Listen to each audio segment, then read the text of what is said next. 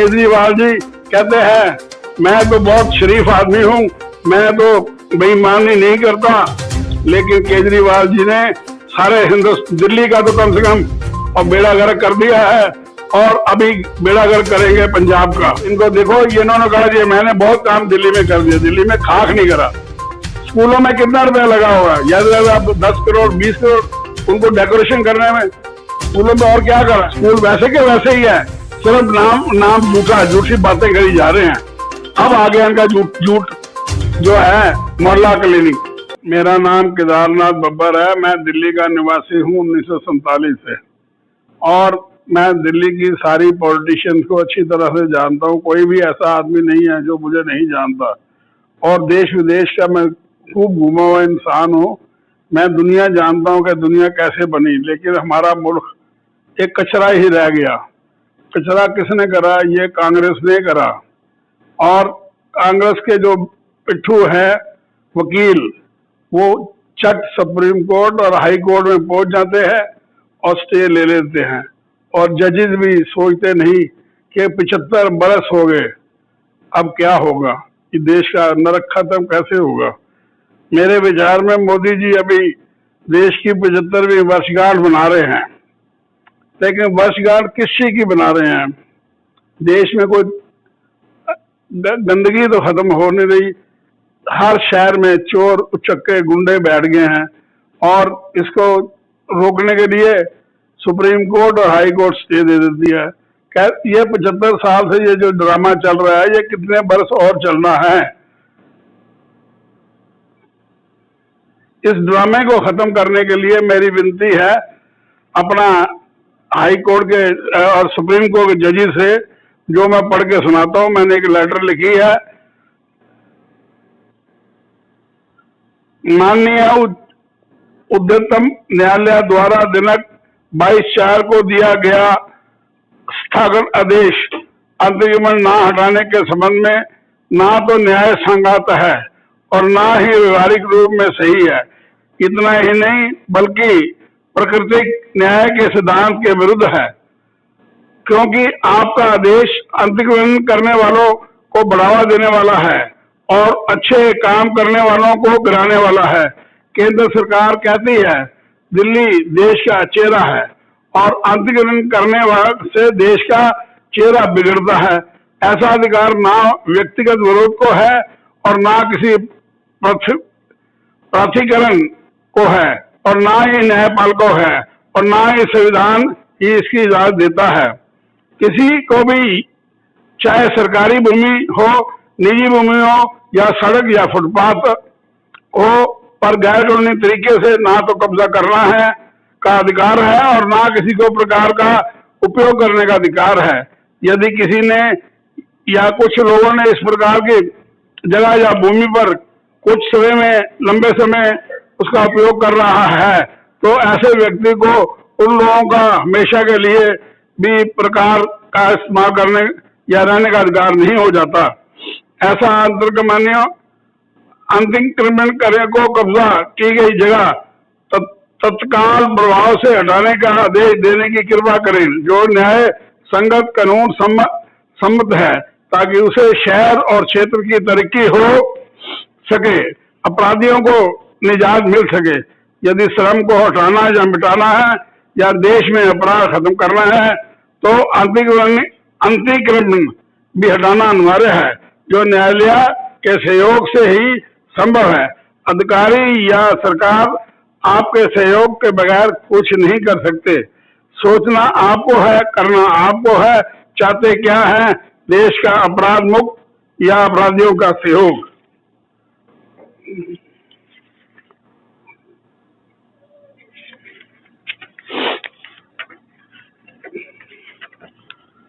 आप मोदी जी, आपने वादा करा था कि स्मार्ट सिटी बनेगी पूरा हिंदुस्तान में। सब गलत लग रहा है, क्योंकि स्मार्ट सिटी बनना तो दरकिनार, स्लम 100 गुना बढ़ गया है। आपने अपने लिए तो पार्लियामेंट हाउस बनवा लिया, सुप्रीम कोर्ट के लिए नया कोर्ट बन गया, लेकिन कम से कम 10,000 चिट्ठी लिखने के बावजूद आपके यहाँ से कोई मंत्री कोई आईएएस अधिकारी ने दिल्ली का स्लम का मुआयना तक नहीं करा, तो स्लम कैसे हटेगा? हमारा एमपी रमेश बदूड़ी तो खुलेआम कहता है स्लम हटाना ही नहीं है, ये हमारे वोट बैंक है। केजरीवाल कहता है ये मेरे वोट बैंक है। अगर स्लम को हटाना नहीं, मोदी जी तो पक्का एक तरीका है, आप भी मिस्टर पुतिन की तरह जो पागल हो गया है, आप भी बम चलाकर सबको मार दो। कम से कम ये हमारी पीढ़ी तो मर जाए और जो नए पैदा होंगे वो नए मकान तो देख लेंगे। नहीं तो आप सभ्य काम करने के लिए कोई कानून बनाओ जिसमें कोर्ट कोई हस्तक्षेप स्वयं के बारे में नहीं करेगी, तभी इस देश का उद्धार होगा। हर रोज उठाईगिरी वकील से लेकर कपिल सिब्बल, प्रशांत भूषण दुष्यंत जैसे वकील कोर्ट में जाते रहेंगे और देश का सत्यानाश करते रहेंगे। मोदी जी, आपको 8 साल हो गए हैं, आपने वादा करा था नया भारत बनाने का। मुझे लिखते हुए शर्म आती है। सिंगापुर एक साउथ इंडियन प्राइम मिनिस्टर 1982 में स्टेटमेंट दी कि मैं सारा सिंगापुर नया बना दूंगा और 1982 तक 1989 तक सारा सिंगापुर बन गया। और आप देखिए सिंगापुर और दिल्ली का साइज एक ही है और हमारा श्रम सिंगापुर वैसे का वैसा बढ़ता गया और सिंगापुर एक वर्ल्ड क्लास सिटी बन गई है। आखिरकार आपके पॉलिटिशियन क्या चाहते हैं, देश की तरक्की या देश की दुर्गति? जो आपके एमपी कर रहे हैं, इतने बेशर्म लोग मैंने कभी नहीं देखे। हर जगह लड़ाई हिंदू मुस्लिम करवाते हैं जो बिल्कुल खत्म हो सकते हैं अगर स्लम को हटाया जाए और सारे देश को नया बनाया जाए। चौड़ी सड़कें बन जाएं ताकि लड़ाई होने का कोई चांस ही ना रहे। यहाँ पर गुंडे नहीं रहेंगे, सब गांव में भाग जाएंगे और इस तरह से देश का सुधार हो जाएगा। टूरिस्ट आने लगेंगे, देश की आमदनी बढ़ेगी। मोदी जी, अगर आप चाहें तो आप ये सब कुछ कर सकते हैं। देखो ऊंट किस तरफ करवट लेता है, देश का भला करना है या देश को नर्क बनाना है। रोज पुरानी इमारतें टूटती हैं, आदमी मरते हैं, गुंडागर्दी होती है। देखो ऊपर भगवान है, सब कुछ देख रहा है कि नीचे आप लोगों का नियंत्रण है। कौन कब देश का भला चाहेगा ये तो परमात्मा ही बताएगा या योगी जी बताएंगे। मेरी प्रार्थना है न्यायाधीशों से किसी भी कोर्ट में उनका कोई हक नहीं बनता किसी स्लम के बारे में केस सुनने का। सब लोग आने के सामने खड़े होकर अपना आप को देखें, अपना हिंदुस्तान को बड़ा चाहते हैं तो स्लम को स्टे को डिसमिस कर दो। और अगर देश की बर्बादी चाहते हो तो जैसे कांग्रेस डूब गई वैसे ही आदमी भी डूब जाएंगे। तेलंगाना मुख्यमंत्री ने जैसे गांव बनाया है ऐसा ही सारे मंत्रियों को बोलो अपने पेट मत भरो, पैसा गांव में लगाओ और अपना नाम लिखाओ, तेलंगाना जैसा सारा गांव को बनाओ। ये दुनिया अगर आपका पैसा रह जाएगा तो आप बगैर पैसे के ऊपर चले जाओगे, आपको कोई पूछेगा नहीं। अगर कोई ऐसे काम कर्म कर जाओगे तो 100-200 साल तो आपका नाम रहने वाला है। अब आ गया केजरीवाल जी, कहते हैं मैं तो बहुत शरीफ आदमी हूं, मैं तो बेईमानी नहीं करता। लेकिन केजरीवाल जी ने सारे दिल्ली का तो कम से कम और बेड़ा गर्क कर दिया है और अभी बेड़ा गर्क करेंगे पंजाब का। और जाके गुजरात में बोल रहे हैं कि मैं तो बहुत शरीफ आदमी हूँ। शरीफ होने से कोई काम नहीं चलता। आप इनके पास पैसा नहीं है। आप देखो पहले कहाँ रहते थे, अब कहाँ रहते हैं और अब इनके पास क्या फैसिलिटी है, इनकी शक्ल कैसे है। पहले तो खांसी खो खो करते रहते थे, अब क्यों नहीं आती, सारी खत्म हो गई। ये सब पैसे की करामात है।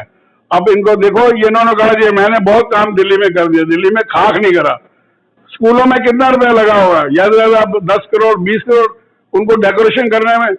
स्कूलों में और क्या करा है, कोई नई आदमी लाए हैं नहीं अपना टीचर आए हैं कि ना उनका अखबार में ऐड आया है कोई वहां दाखिल कराने के लिए कोई पैसे लगते हैं, बिल्कुल नहीं।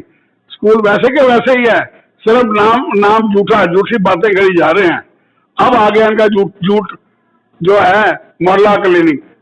मुझे शर्म आती है, मैं बहुत पैसे वाला था लेकिन मैं लुट गया हूं इस स्लम के चक्कर में। मेरी एक जगह है ओखले में B8/3, वो स्लम वालों ने घेरी हुई है और अपना हमारे जो एरिया के MP और MLA है वो किराया लेते हैं झुग्गी वालों से, और मैं गरीब बन गया हूँ। मेरे पास पैसे देने के लिए दवाई के नहीं है। अभी मेरी वाइफ अस्पताल में है, 1,40,000 रुपया नेशनल हार्ट इंस्टीट्यूट ने दिया है जो मैंने किसी से मांग के दिया है। अब वो मैक्स में है, उसका भी पैसा मुझे भरना पड़ेगा। लेकिन मैंने केजरीवाल बेशर्म को लिखा, इसने कहा जी सारे दिल्ली वालों को दवाई मुफ्त है। अरे कहाँ मुफ्त है, इसने उस चिट्ठी का जवाब ही नहीं दिया। आप समझो भाई साहब, ये बिजली पानी तो गवर्नमेंट के पैसे हैं, ये 5 रुपए का काम नहीं कर रहा। आप इनको वोट मत दो। जो फ्री देते हैं वो समझो आपको चीट कर रहे हैं, किसी जगह आपको फंसा रहे हैं। फंसो मत, देश को बनाओ। सारे मेरे आपसे प्रार्थना है कि हिंदुस्तान का हर आदमी प्राइम मिनिस्टर को चिट्ठी लिखे, एटलीस्ट अपने अपने शहर के आदमियों को, चीफ मिनिस्टर को लिखे कि भाई साहब आप पहले हमारे बढ़िया शहर बनाओ, इनको गंदगी को दूर करो और चौड़ी सड़कें बनाओ जहां पर लोग जा सके, जैसे चाइना है, जापान है, सिंगापुर है। क्या ये कुबाड़ी कुत्तों की तरह हम लोग ला रहे हैं? देखो स्लम कितना गंदा है। संगम विहार, क्या संगम विहार के इंसान है? वो कुत्ते से भी गंदे रह रहे हैं, और उसके लिए कौन देख रहा है? किसी आदमी को तो कोई इंटरेस्टेड ही नहीं है। मैं बहुत परेशान हूँ कि यहाँ पर सारे अपने में लगे हुए हैं। इसको खत्म करो। कोई संगम विहार वाले गरीब आदमी हैं, उनको अच्छी जगह दो रहने के लिए, तो तब होगी जब कोई आदमी काम करने के लायक होगा। यहाँ तो कोई लायक ही नहीं है, सब नालायक लोग हैं। मैंने एक देखा है, यहाँ पर माया काउंसलर है, उसने हमारे सामने बाढ़ में बड़ा कूड़ा था, दान था, मैं देख के हैरान हो गया हूँ। उसने उसको सारा साफ करके एक वहां पर पेड़ लगाने के लिए कोशिश करी है। ऐसे इंसान होने चाहिए। ये इंसान नहीं चाहिए जो रुपया लोगों को छीन के और अपना घर बैठ जाए। टैंकर का पानी बेचना है, अपना जो इतनी करोड़ों रुपए की परचेज हुई है, हर रोज केजरीवाल जी अपनी फोटो दे देते हैं अखबार में 1 पेज का 1 लाख लग रहा है बिल आता है आजकल, और उसका एक्चुअल बिल ये लेते हैं 5 लाख, तो 4 लाख तो अपने घर ही जाता है। मैं बहुत शरीफ आदमी हूँ सर, मैं तो बहुत ही शरीफ हूँ, क्योंकि मैं कोई लेता ही नहीं हूँ। ये सामने शराफत नजर आ रही है। मेरी प्रार्थना सारे देशवासियों से और कम से कम दिल्ली वालों से है कि वो प्रधानमंत्री के ऊपर सब लोग लिखें, ये स्लम खत्म करो। ये तुगलकाबाद किला घेरा हुआ है, क्या इंसानियत है? मोनूमेंट को घेर के बैठे हैं, सुप्रीम कोर्ट का ऑर्डर है, लेकिन वो टूट नहीं रहा क्योंकि वहां पर मिस्टर बदूड़ी साहब बैठे हुए हैं। ये कोई इंसानियत नहीं है। सरकारी जमीनों के ऊपर ये बैठ के कब तक राज करेंगे?